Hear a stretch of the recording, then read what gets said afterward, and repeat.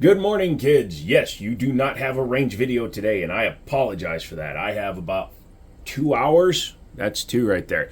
2 hours of footage filmed that I meant to put up today, but I wasn't satisfied with any of it because this actually ran fine, but that video would have been like a minute because I only ran a couple mags through that. These two videos that I filmed were hampered by this guy, that guy in the back is just a dumbass who snuck into the back of the theater because he was actually going to go see Matilda with his wife and then decided to sneak into Thunderbolts because Thunderbolts is probably the best Marvel movie in a long time. Screw the Marvels. Anyways, back to this. This is the Ahrex Alpha 1 generation. Gen 1. It's my buddy's gun. I took it to the range, shot it. Shoots great. It's a 226 clone kind of gun where it has a lot of features of a 226, only it's single action. Actually, it's double action, excuse me. Double action is single action with no decocker. So it's kind of like a amalgamation of different guns. Ahrex does that. It's fine. It's a really solid gun. Shot it, went well, had a good time with it. In fact, I'll probably be using footages from these videos when I do the final video next week. But yeah, this gun ran great. We don't even need to talk about this one anymore. We'll just set this one. Yeah. Also, don't those look very similar? I really like how those look. Look at that. It fits right there. Oh no, the redders broke. That not good. That not good. Why my redders broke? Oh, there we go. All better. So you should probably Google that, right? Yeah. If you do that, you'll get some valuable information.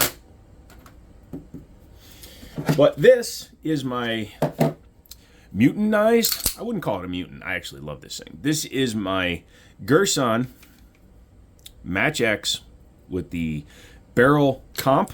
It's actually part of the barrel. I've made a few videos using this gun. Why do you keep shilling for them? Because this gun is fucking awesome. I don't care who you are. Just get over it. You will have a good life. But I've done some modifications. So this is the 2311 Le Double Stack. Hold on. I'll turn around without knocking everything over. This is the single stack. Now, I eventually want to make this one a little bit classier with the frame so it kind of matches this gun. This gun has been hot blued by Taylor's & Company. You can see it's a high polish on the side with the dull on the top. Well, I did the slide the exact same way, except the frame is aluminum on this one, so the finishing needs to be anodized, and I have to send it out and get that done. But I built this gun. We built this gunny. But I had to reassemble it after my buddy stippled the grip. Look at that stippling. Holy shit. You should get a hold of me. But this is a really good grip module now, and I had to reinstall it. When I reinstalled it, I was like fiddling with the rear spring. If for those of you who don't know, there's a 3-tine spring, a leaf spring that goes in the back. This spring controls the trigger weight. This spring controls the disconnector sear directly. So this one goes on the little bar. This one goes on the longer bar.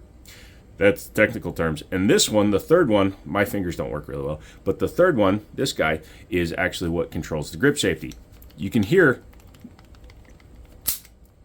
it's actually a lot stiffer than it was 2 weeks ago, because 2 weeks ago when I reassembled this gun, when I put it together, I bent the tines way too much because I was angry because the gun wasn't going back together right, because I'm a dumbass, you're a dumbass, wouldn't you like to be a dumbass too?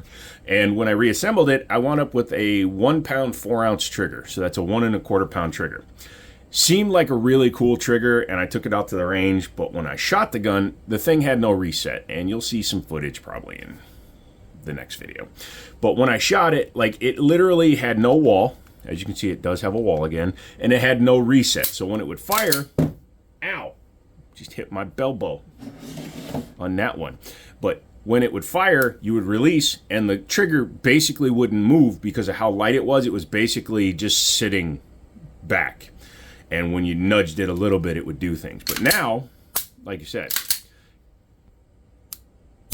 full reset again. It's now a 2 to 2½ pound trigger. My gauge, I can average it out. Also, don't grab the vanes of a water pump. My buddy's way worse than I am, but yeah. Now that I have it rebuilt, and it actually has a brake and a reset, I'm going to take it back out and film it. and get some good footage. And yes, the frame looks a little bit worse for wear. That's because it just simply has an enamel on it. I just wanted to make it black until I can afford to get it anodized. You guys should help me with that. It does use original STI mags, which was pretty cool, and it ran them flawlessly, which brings me on to my STI Grandmaster. This is probably one of my most expensive toys that I own, next to my AR. It's probably actually a little bit more expensive than my AR. This is the STI Grandmaster in 2011, chambered in 38 Super. The problem with chambering something in 38 Super and giving it a 5-port comp is that it requires what's called major power factor in order to run. I thought it might still run because of how light the springs are. If I was using just some new manufacturer, I was warned it might not run. In fact, in the video that I made that I'm not putting up, I talk about it several times. I'm like, this is probably not going to run. This might not run. I won't be surprised if it doesn't run. I also need to put a new battery in the Seymour because it's dull as shit. But I need to refilm with this one because I also did my research. Now, I was just looking, hey man, can I get some 38 Super Major? And they're like, no. So what you have to do to figure out your power factor, which is something I didn't know and now I know. If you don't know, now you know that your power factor is determined by taking the grain of the bullet you're firing, multiplying it by the velocity of the bullet, and then dividing that number by 1,000. So I was shooting a 125 grain load at 1,100 feet per second, which was giving it a power factor of like 134, which is normal manufacturer. If this didn't have a comp, if it was just a normal 38 Super 1911, which is still available from Colt, Rock Island, and several other companies, the gun would have cycled fine. But because of this 5-port comp, it was allowing a lot of the pressure out before, when you have dwell time, when it goes through the barrel, the pressure builds behind it until the barrel unlocks, until the slide unlocks and goes back. All that pressure is contained. So instead of having 6 inches of pressure for the standard 38 Super to go through, it was going through the 5-inch barrel and then hitting the comp before it was letting the slide go back. So when you're blowing out pressure that way, which helps keep the nose down, you're reducing the back pressure. So what I needed was major power factor, which is actually 165. I was able to achieve that by ordering some Armscor. Of all people, they were the only ones I can find that weren't like stupid freaking expensive, but I ordered some Armscor 130 grain, I think it was 130 grain, at 1,375 feet per second. The speed is the biggest factor when you're looking for the ammo. So when you do the formula, it wound up coming out to like 168 or 169, and major power factor is 165. So hopefully this gun will function 100%. I picked up enough rounds to do a full range review with it, and I'm not one of those people that likes to hide what's going wrong with the gun, but I also want to make sure that I give it the best possible chance to run correctly. So when I'm running a gun that I boogered the hell out of the trigger, and I have one that I'm running the wrong ammo in, of course those guns were fails. So I was also filming in the rain, I was tired, I can come up with several other excuses. In fact though, I did a lot really decent shooting, like 95% accuracy, so I was good there and happy. But what I need to do is take these out and actually film them correctly. I will say, this gun is so flat shooting, and the Seymour is actually 100% zeroed, so whoever sighted this thing in originally did a good job, and we have a similar hold on the gun, I guess, because you can affect your hold. Your hold can affect where you see, like if you choke down on the gun, which you'd be a fucking psychotic to do, but if you held your gun different, it can change your zero, person to person, so. No, it can't. Yes, it can. No, it can't. Yes, it can. Shut up, get off your keyboard, and get a life. Also, I wish this gun was a railgun so I could put that on there.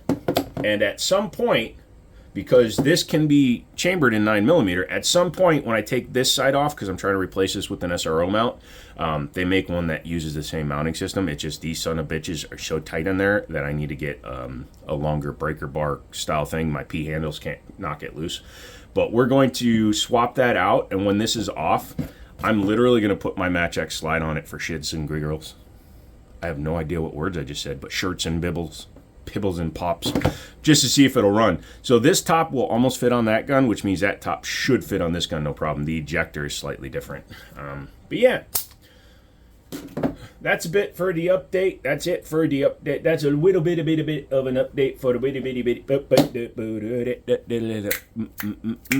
Come back for another video, okay? Come back and we'll do another review video. I got a few videos to film. As soon as I get those filmed, I'll put them up. Maybe help me figure out what this means. If you Google that, it should come up with an answer. I can't remember what the answer was to this, but check that out. Make sure you're subscribed. The lives have gone way down in terms of viewership. Yes, it's not nearly as toxic as it used to be, but on the other flip side, I want more people in there. We need to grow the channel organically, and lives are a great way to do it. So get over there and watch the lives. Mondays, Wednesdays, Fridays. I've moved the start time to 9 p.m. Eastern, which gives all my West Coast friends a chance to log on and have some fun. It used to be from 7 to 10, and then nobody was getting on because, that's 4 o'clock in California. So then I moved it to 8. Now I'm moving it to 9. That should give plenty of people enough time to get home, log on, and check out the Yiminy show. Also, cool shit like that. Have 4 guns coming from manufacturers for reviews. 2025 is going to be a good year for that, and we're going to have some fun. Also, extended mag release makes a gun much more fun. Ow. So come back for that. Leave me a like. Leave me a dislike. Leave me $1 million. Leave me your house. Your kids don't love you. I love you. So, leave them out of the will. Put Jiminy Show in the will. Put everything goes to Jiminy. And, yeah, come back for the next video. I love you. We'll be filming from the filming space for the lives. I'm just sitting here today, so I filmed this from here. That's a lot of words. Yeah, I don't know how to end these videos anymore. I really don't. It's like, hey, look at my cuts. Okay, bye.